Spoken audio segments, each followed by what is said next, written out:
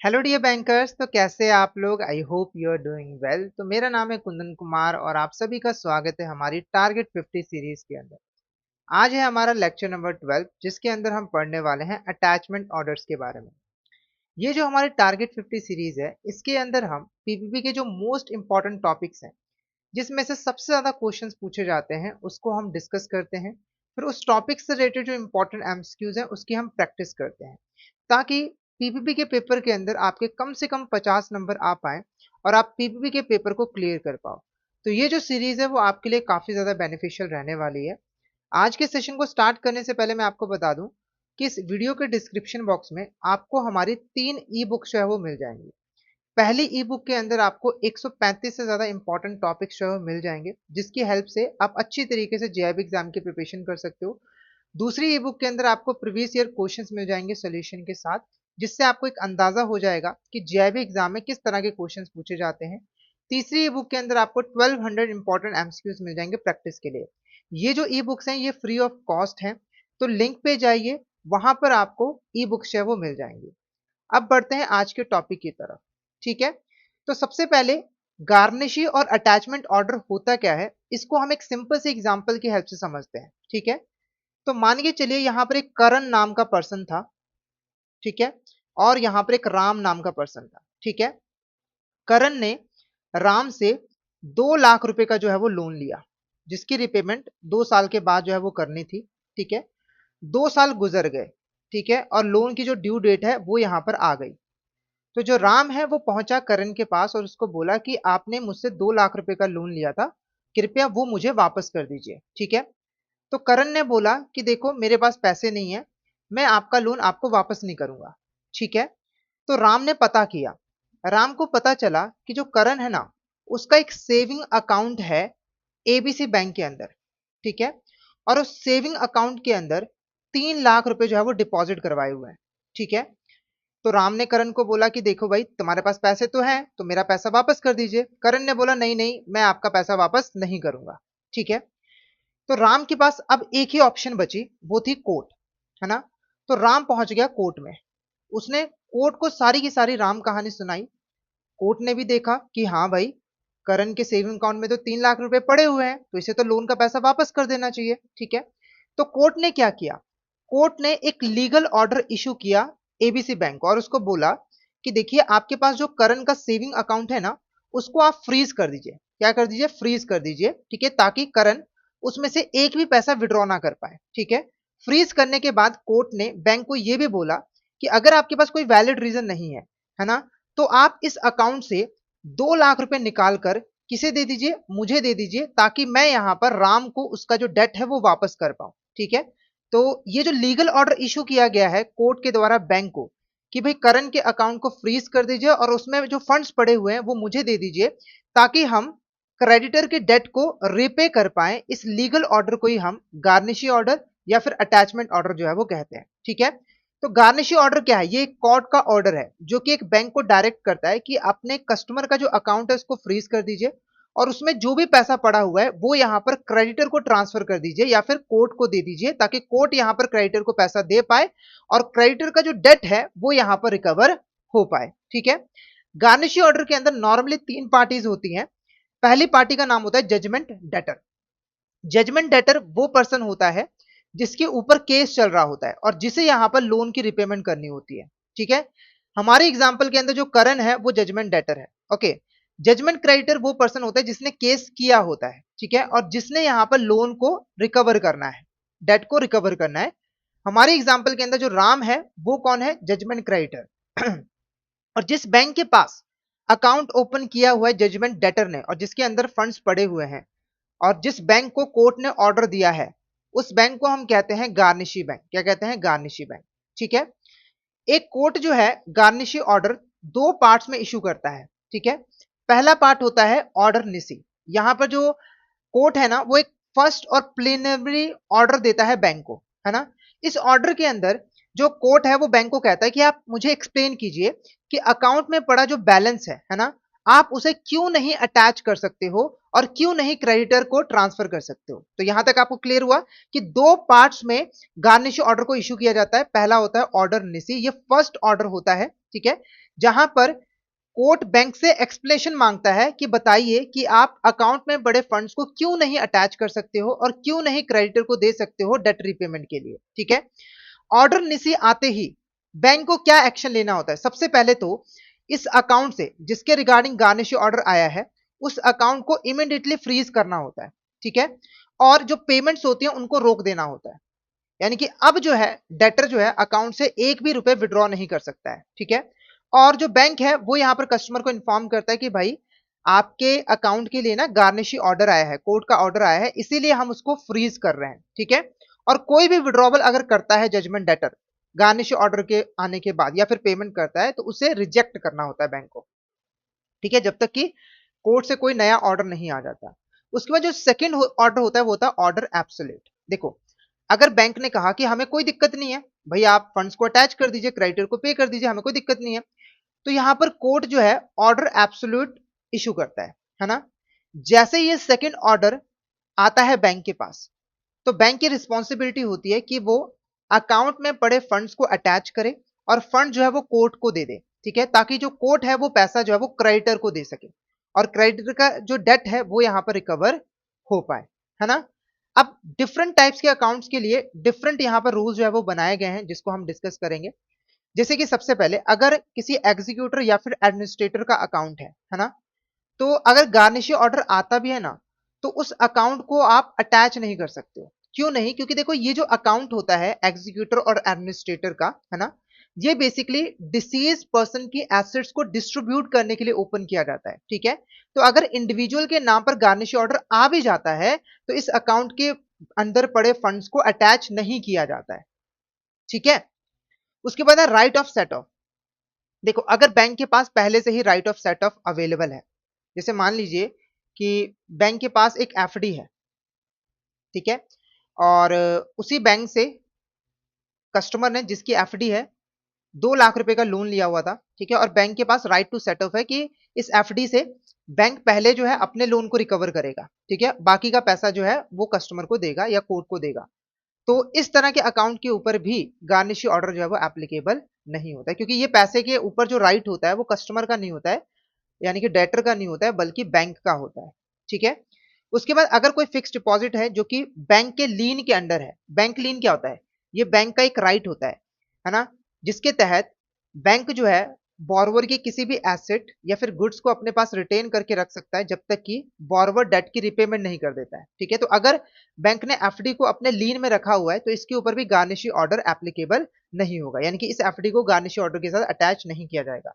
उसके बाद अगर मान के चलिए कि भाई अ, ये आपका सेविंग अकाउंट ठीक है, उसके अंदर 2 लाख रुपए डिपॉजिट थे, गार्निशी ऑर्डर आ गया, है ना। गार्निशी ऑर्डर आने के बाद आपने 1 लाख रुपए और डिपॉजिट करवा दिए, तो ये जो क्रेडिट आपने करवाया है गार्निशी ऑर्डर आने के बाद, इसके ऊपर गार्निशी ऑर्डर एप्लीकेबल नहीं होगा, यानी कि इसको हम अटैच नहीं कर सकते हैं। ठीक है, उसके बाद अगर आपने लोन ली हुई है, ठीक है, जैसे कि ओडी की फैसिलिटी ली हुई है, कैश क्रेडिट की फैसिलिटी ली हुई है, तो जो अनड्रन पोर्शन है ना लोन का, है ना, या ओडी फैसिलिटी का, उसको अटैच नहीं किया जा सकता है, क्योंकि वो जो पैसा है वो अभी भी बैंक का है, वो बॉर्वर का नहीं हुआ है। ठीक है, उसके बाद अगर यहाँ पर ज्वाइंट अकाउंट है उसको आइदर और सर्वाइवर बेसिस के ऊपर ऑपरेट किया जाता है। जैसे मान के चलिए एक यहाँ पर ज्वाइंट अकाउंट है, इसको ए और बी ने मिलकर ओपन करवाया है। ठीक है, और आइदर और सर्वाइवर के बेसिस के ऊपर इस अकाउंट को ऑपरेट किया जा रहा है। अगर ए के नाम पर गार्निशी ऑर्डर आता है तो ज्वाइंट अकाउंट को अटैच नहीं किया जाएगा। अगर बी के नाम पर गार्निशी ऑर्डर आता है तब भी अटैच नहीं किया जाएगा,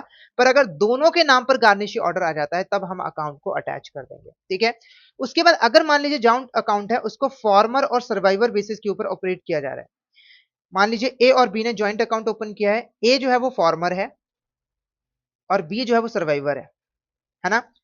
तो अगर फॉर्मर के नेम के ऊपर गार्निशी ऑर्डर आया है तो इस जॉइंट अकाउंट को हम अटैच कर सकते हैं, जॉइंट अकाउंट को हम अटैच कर सकते हैं, क्योंकि जो फॉर्मर है वो मेन अकाउंट होल्डर है तो उसका अकाउंट के ऊपर पूरा राइट है जब तक वो जिंदा है तो। ठीक है, पर अगर सर्वाइवर के नाम पर आता है तो हम अकाउंट को अटैच नहीं कर सकते हैं। ठीक है, उसके बाद मान लीजिए कि एक ज्वाइंट अकाउंट है ना, और यहाँ पर ए बी और सी तीन लोगों ने मिलकर ये ज्वाइंट अकाउंट ओपन किया है।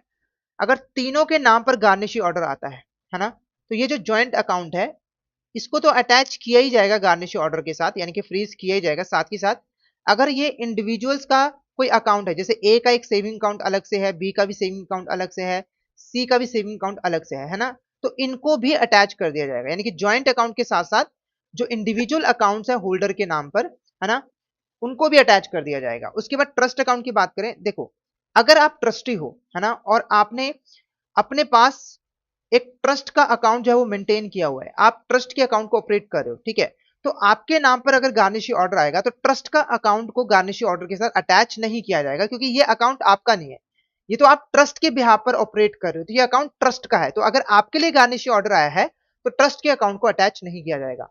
अगर हम पार्टनरशिप अकाउंट की बात करें, तो देखो अगर पार्टनर का पर्सनल अकाउंट है ना, तो फॉर्म के डेट को पे करने के लिए पार्टनर्स के पर्सनल अकाउंट को अटैच किया जा सकता है, पर पार्टनर्स के पर्सनल डेट को पे करने के लिए पार्टनरशिप फॉर्म के अकाउंट को अटैच नहीं किया जा सकता है। जैसे मान लीजिए कि फॉर्म का डेट था, है ना, उसके लिए गार्निशी ऑर्डर आया है, तो पार्टनर्स के अगर पर्सनल अकाउंट है तो उनको अटैच किया जा सकता है, फ्रीज किया जा सकता है, पर अगर मान लीजिए कि पार्टनर ने पर्सनल लोन लिया हुआ था, है ना, और गार्निशी ऑर्डर आ गया, तो उसके लिए फॉर्म के अकाउंट को फ्रीज नहीं किया जा सकता, अटैच नहीं किया जा सकता है।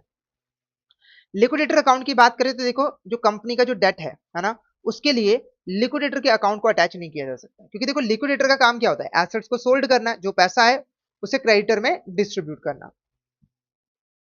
अगर मल्टीपल अकाउंट्स है, जैसे मान लीजिए कि एक ए नाम का पर्सन है, उसका सेविंग अकाउंट भी है, करंट अकाउंट भी है, एफडी भी है, ठीक है, तो यहां पर अगर अकाउंट को अटैच करना है तो कैसे होगा, तो हम ना तीनों अकाउंट का जो नेट बैलेंस है वो निकालेंगे कि भाई नेट बैलेंस कितना आ रहा है।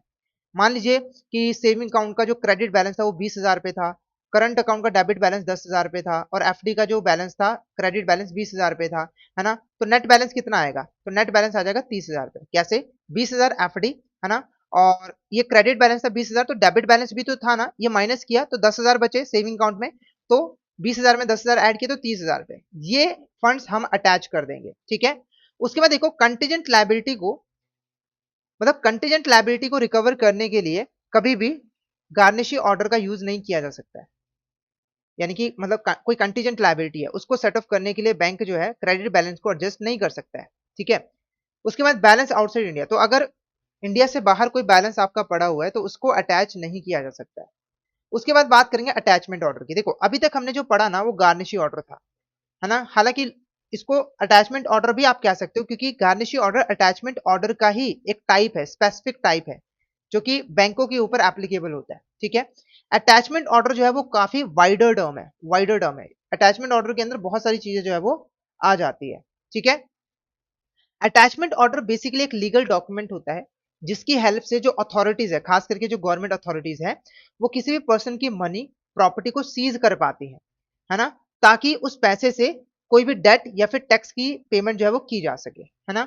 नॉर्मली देखो जो गवर्नमेंट एजेंसीज होती है जैसे कि इनकम टैक्स डिपार्टमेंट, जब वो कभी रेड डालती है ना, तो वो क्या करती है, सामने वाले पर्सन की जितने भी अकाउंट्स हैं, जितने भी प्रॉपर्टीज है, उनको सीज कर देती है, ताकि वो अकाउंट में से फंड्स ना विड्रॉ कर पाए, ना ही यहाँ पर प्रॉपर्टी को सेल कर पाए, ठीक है। तो वो कैसे हो पाता है, वो अटैचमेंट ऑर्डर की हेल्प से जो है वो हो पाता है। तो अटैचमेंट ऑर्डर काफी ज्यादा वाइडर टर्म है, उसी के अंदर एक टाइप होती है गार्निशी ऑर्डर, ठीक है।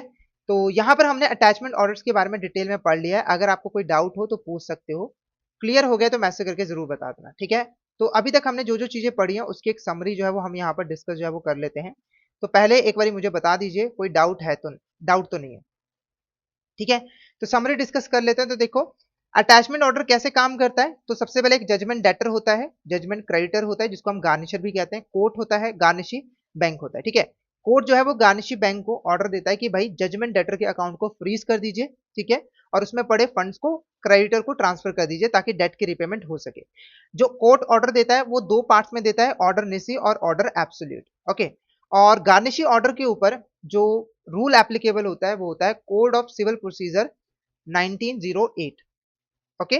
पर्पस सिंपल सा होता है कि कोर्ट जो है वो बैंक को डायरेक्ट करता है कि भाई डेटर के अकाउंट को फ्रीज करिए और उसके अकाउंट में जो भी पैसा पड़ा हुआ है वो यहाँ पर क्रेडिटर को पे कर दीजिए, ताकि क्रेडिटर का जो डेट है वो रिकवर हो पाए, ठीक है। ऑर्डर निसी की अगर हम बात करें तो यहाँ पर सिंपली बैंक जो है फंड्स को फ्रीज करता है, डेटर को नोटिफाई करता है ना, और ऑर्डर एब्सोल्यूट के अंदर जो फंड्स हैं वो कोर्ट को दे दिए जाते हैं ताकि कोर्ट आगे क्रेडिटर को वो पैसा जो है वो दे सके, ठीक है। अब यहाँ पर जो हमने टॉपिक डिस्कस किया है उससे रिलेटेड कुछ इंपॉर्टेंट एमसीक्यूज को हम डिस्कस करते हैं। तो पहला क्वेश्चन देखो क्या है, यहाँ पर आपके पास ना 5 सिनेरियोस गिवन है रिगार्डिंग द गार्निशी और अटैचमेंट ऑर्डर। ठीक है, तो आपको बताना है कि किस सिनेरियो के अंदर जो बैंक है वो यहाँ पर अकाउंट बैलेंस को फ्रीज करेगा और अटैच करेगा गार्निशी ऑर्डर के साथ लीगली। ठीक है, पहला सिनेरियो देखो कि एक बैंक है, उसको गार्निशी ऑर्डर रिसीव होता है in the name of mister Rajesh. ठीक है, मिस्टर राजेश ने एक ज्वाइंट अकाउंट ओपन किया हुआ है और जो ऑपरेशनल इंस्ट्रक्शन दी हुई है वो है फॉर्मर और सर्वाइवर। ठीक है, जहां पर जो मिस्टर राजेश है वो यहाँ पर फॉर्मर होल्डर है। तो क्या यहाँ पर ज्वाइंट अकाउंट के फंड्स को अटैच किया जाएगा गार्निशी ऑर्डर के साथ, क्या फ्रीज किया जाएगा? बिल्कुल किया जाएगा, क्योंकि देखो अगर ज्वाइंट अकाउंट ओपन किया गया है और ऑपरेशनल इंस्ट्रक्शन है फॉर्मर और सर्वाइवर, अगर फॉर्मर के नाम पर गार्निशी ऑर्डर आया है तो हम अकाउंट को अटैच कर देंगे। ठीक है, उसके बाद बैंक को गार्निशी ऑर्डर रिसीव हुआ है ना, in the name of all joint account holders.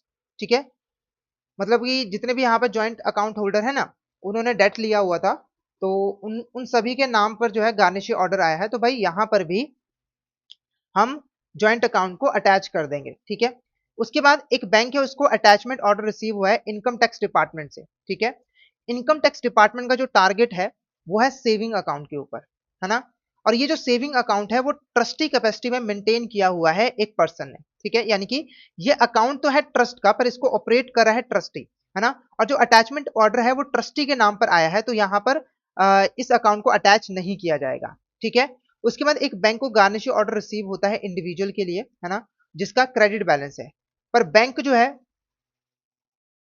अपना जो सेट ऑफ राइट है ना, वो यहाँ पर यूज करना चाहता है, क्योंकि इस पर्सन ने ना एक लोन भी लिया हुआ था और लोन के ऊपर उसने डिफॉल्ट कर दिया है। ठीक है, तो बैंक के पास इस बैलेंस के ऊपर राइट टू सेट ऑफ है, यानी कि बैंक के पास राइट है कि वो इस क्रेडिट बैलेंस से अपने लोन को रिकवर कर सकती है, तो इसके ऊपर भी गार्निशी ऑर्डर एप्लीकेबल नहीं होगा। ठीक है, उसके बाद बैंक को एक ज्वाइंट गार्निश ऑर्डर रिसीव हुआ है against mister Ravi and mister missus Ravi. उन्होंने एक ज्वाइंट सेविंग अकाउंट ओपन किया है आइदर और सर्वाइवर बेसिस के ऊपर। ठीक है, और जो क्रेडिट बैलेंस है वो 1,20,000 पे है, जो क्रेडिट बैलेंस है वो 1,20,000 पे है। ठीक है, तो यहाँ पर एप्लीकेबल होगा, हाँ, क्योंकि देखो चाहे ज्वाइंट अकाउंट को आइदर और सर्वाइवर बेसिस के ऊपर ऑपरेट किया जा रहा है, पर जितने भी अकाउंट होल्डर्स हैं उन सभी के नाम पर गार्निशी ऑर्डर आया है, तो यहाँ पर ज्वाइंट अकाउंट को अटैच किया जाएगा। तो करेक्ट आंसर क्या रहेगा? Option A is a correct answer, 1, 2 and 5 is a correct answer, 1 and 2 and 5 is a correct answer. उसके बाद देखो which of the following statement is not correct regarding the garnishee और attachment order. तो garnishee और attachment order के regarding कौन से statement correct नहीं है? Attachment order is a legal document frequently used by government agencies such as income tax department to recover unpaid taxes and dues। बिल्कुल correct है कि एक लीगल डॉक्यूमेंट होता है जिसका यूज करके गवर्नमेंट एजेंसीज सामने वाले पर्सन की एसेट्स मनी को फ्रीज कर पाते हैं ताकि उनसे टैक्स कलेक्ट किया जा सके, ड्यूज कलेक्ट किया जा सके। गार्निश ऑर्डर के अंदर एक कोड जो है बैंक को डायरेक्ट करता है कि आपको कस्टमर के अकाउंट को फ्रीज करना है और पैसा जो है अकाउंट में जो भी पैसा पड़ा हुआ है वो क्रेडिटर को ट्रांसफर करना है, ये भी बिल्कुल करेक्ट है।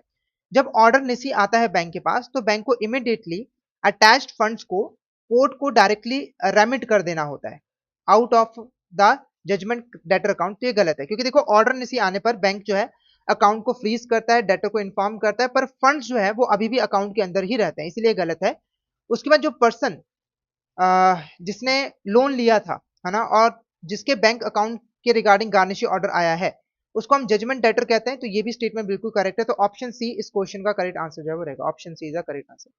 उसके बाद देखो under the provisions of code of civil procedure 1908 what is the legal status and attachability of customer fixed deposit that is currently marked under the banks on lien when garnishee order is served on the bank. तो bank के पास जब garnishee order आया ना, तो customer का जो FD है जिसके रिगार्डिंग गार्निशी ऑर्डर आया वो बैंक के अंडर था, है ना, बैंक ने उसके ऊपर लीन का राइट एक्सरसाइज किया हुआ था, क्योंकि इसने लोन के ऊपर डिफॉल्ट किया हुआ था। जब तक लोन की रिपेमेंट नहीं होगी जो बैंक है वो एफडी को अपने पास रिटेन करके रखेगा। तो क्या इसके ऊपर गार्निशी ऑर्डर एप्लीकेबल होगा? क्या इसमें पड़े फंड्स को गार्निशी ऑर्डर से अटैच किया जाएगा? ऑप्शन ये कह रहा है हाँ जी, फिक्स डिपॉजिट फुली अटैचेबल है। ठीक है, और ये बैंक लीन को ओवरराइड कर देता है, यानी कि बैंक लीन सेकेंडरी हो जाता है, फर्स्ट गार्निशी ऑर्डर रहता है। उसके बाद जो फिक्स डिपॉजिट अंडर बैंक लीन है उसको गार्निशी ऑर्डर के साथ अटैच नहीं किया जा सकता है, या फिर सिर्फ जो 50% अमाउंट है ना फिक्स डिपॉजिट का उसे ही अटैच किया जा सकता है ना। उसके बाद अगर यहाँ पर देखो जो जजमेंट क्रेडिटर है ना, वो काउंटर इंडेमनिटी साइन करके बैंक को देगा तभी यहाँ पर गार्निश ऑर्डर अटैच किया जा सकता है। तो ऑप्शन बी आपका करेक्ट आंसर जो है वो रहेगा। Option B is the correct answer. तो यहाँ पर जो हमारा टॉपिक है वो कंप्लीट होता है। आई होप आज का टॉपिक आपको अच्छे तरीके से क्लियर हो गया होगा। अगर आप जेईई एग्जाम की प्रिपरेशन अच्छे तरीके से करना चाहते हो तो आप हमारे कोर्स में एनरोल कर सकते हो। कोर्स में एनरोल करने के लिए आपको हमारी वेबसाइट के ऊपर आना होगा edutab.in। वहां पर कोर्सेज वाले सेक्शन के अंदर जेईई कोर्सेज के ऊपर क्लिक करना होगा। जैसे ही आप क्लिक करोगे है ना, आपको यहाँ पर हमारे सारे के सारे जेईई कोर्सेज जो है वो दिखने लग जाएंगे। जैसे कि अगर आप लाइव क्लासेस के थ्रू प्रिपरेशन करना चाहते हो तो आप हमारे लाइव क्रैश कोर्स बैच 1 में एनरोल कर लीजिए।